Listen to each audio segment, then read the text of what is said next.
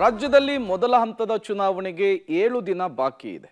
ಈ ಬೆನ್ನಲ್ಲೇ 28ಕ್ಕೆ 28 ಕ್ಷೇತ್ರವನ್ನ ಗೆಲ್ಲಬೇಕು ಅಂತ ಹೇಳಿ ಬಿಜೆಪಿ, 20ಕ್ಕೂ ಹೆಚ್ಚು ಸೀಟುಗಳನ್ನು ಗೆಲ್ಲಬೇಕು ಅಂತ ಹೇಳಿ ಕಾಂಗ್ರೆಸ್ ಬರದ ಸಿದ್ಧತೆಯನ್ನ ಮಾಡಿಕೊಳ್ತಾ ಇದೆ. ಈ ಬೆನ್ನಲ್ಲೇ ಈ ಪ್ರಚಾರದ ಅಖಾಡದಲ್ಲಿ ದೋಸ್ತಿ ನಾಯಕರು ತಮ್ಮ ಸ್ಟ್ರಾಟಜಿಯನ್ನ ಚೇಂಜ್ ಮಾಡಿಕೊಂಡಂತೆ ಕಾಣಿಸ್ತಾ ಇದೆ. ಹುಬ್ಬಳ್ಳಿಯ ನೇಹಾ ಕೊಲೆ ಕೇಸ್ ಹಾಗೂ ಬೆಂಗಳೂರಿನ ಜೋಡಿ ಕೊಲೆ ಪ್ರಕರಣವನ್ನ ಸರ್ಕಾರದ ವಿರುದ್ಧದ ಅಸ್ತ್ರವನ್ನಾಗಿ ಬಳಸಿಕೊಳ್ಳಲು ಬಿಜೆಪಿ ತೀರ್ಮಾನ ಮಾಡಿದೆ. ರಾಜ್ಯದಲ್ಲಿ ಕಾನೂನು ಸುವ್ಯವಸ್ಥೆ ಹದಗೆಟ್ಟಿದೆ ಅಂತ ಹೇಳಿ ವಾಗ್ದಾಳಿ ನಡೆಸ್ತಾ ಇರುವಂತಹ ಬಿಜೆಪಿ ನಾಯಕರು ಈಗಾಗಲೇ ಸರ್ಕಾರದ ಲೋಪದ ವಿರುದ್ಧ ಚಾರ್ಜ್ ಶೀಟ್ ಅನ್ನು ಬಿಡುಗಡೆ ಮಾಡಿದ್ದಾರೆ.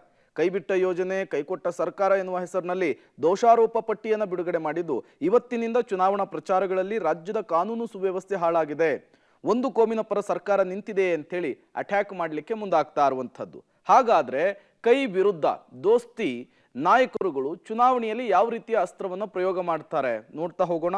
ಹುಬ್ಬಳ್ಳಿಯ ಯುವತಿಯ ಕೊಲೆ ಪ್ರಕರಣವನ್ನ ಮುಚ್ಚಿ ಹಾಕಲು ಸರ್ಕಾರ ಪ್ರಯತ್ನ ಮಾಡ್ತಾ ಇದೆ. ತನಿಖೆಗೂ ಮೊದಲೇನೆ ಇದೊಂದು ವೈಯಕ್ತಿಕ ಕಾರಣಕ್ಕಾಗಿರುವಂತಹ ಕೊಲೆ ಅಂತ ಹೇಳಿ ಜಡ್ಜ್ಮೆಂಟ್ ಅನ್ನು ಕೊಟ್ಟುಬಿಟ್ಟಿದೆ ಅನ್ನುವಂತಹ ವಿಚಾರವನ್ನು ಪ್ರಸ್ತಾಪಿಸುವುದು. ನಗರತ್ಪೇಟೆಯಲ್ಲಿ ಹನುಮಾನ್ ಚಾಲಿಸ ಹಾಕಿದ್ದಕ್ಕೆ ಹಿಂದೂ ಯುವಕರ ಮೇಲೆ ಹಲ್ಲೆ ಆಗಿತ್ತಲ್ಲ, ಆ ಪ್ರಕರಣವನ್ನು ಕೂಡ ಉಲ್ಲೇಖಿಸುವ ಮೂಲಕ ಹಿಂದುತ್ವದ ಮತಗಳನ್ನ ಕಬ್ಜಾ ಮಾಡಿಕೊಳ್ಳುವುದಕ್ಕೆ ದೋಸ್ತಿ ನಾಯಕರು ಪ್ಲಾನ್ ಮಾಡಿಕೊಂಡಿದ್ದಾರೆ.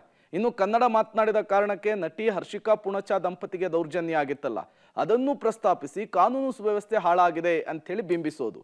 ಮುಸ್ಲಿಂ ವ್ಯಕ್ತಿಗಳಿಂದ ಹರ್ಷಿಕಾ ಪುಣಚ ಮತ್ತು ಭುವನ್ ಅವರಿಗೆ ದೌರ್ಜನ್ಯ ಆಗಿದೆ ಅನ್ನುವಂತಹ ಆರೋಪ, ಮಡಿಕೇರಿಯಲ್ಲಿ ಬಿಜೆಪಿ ಕಾರ್ಯಕರ್ತನ ಹತ್ಯೆಯ ಆರೋಪ ಪ್ರಕರಣಗಳನ್ನು ಉಲ್ಲೇಖಿಸೋದು, ಶ್ರೀರಾಮನವಮಿಯ ದಿನ ಜೈ ಶ್ರೀರಾಮ್ ಘೋಷಣೆ ಕೂಗಿದ್ದಕ್ಕೆ ಹಲ್ಲೆ ಕೇಸ್, ಹಿಂದೂ ಯುವಕರ ಮೇಲೆ ಮುಸ್ಲಿಂ ಯುವಕರು ಹಲ್ಲೆ ಮಾಡಿದಂತಹ ಪ್ರಕರಣವನ್ನು ಉಲ್ಲೇಖಿಸಿ ಮುಸ್ಲಿಮರ ಪರವಾಗಿ ಕಾಂಗ್ರೆಸ್ ಸರ್ಕಾರ ಇದೆ ಅಂತೇಳಿ ಬಿಂಬಿಸುವ ಮೂಲಕ ಹಿಂದೂ ಮತಗಳನ್ನು ಕ್ರೋಢೀಕರಿಸುವಂತಹ ಕೆಲಸಕ್ಕೆ ಬಿಜೆಪಿ ಮುಂದಾಗುವಂತೆ ಕಾಣಿಸ್ತಾ ಇದೆ.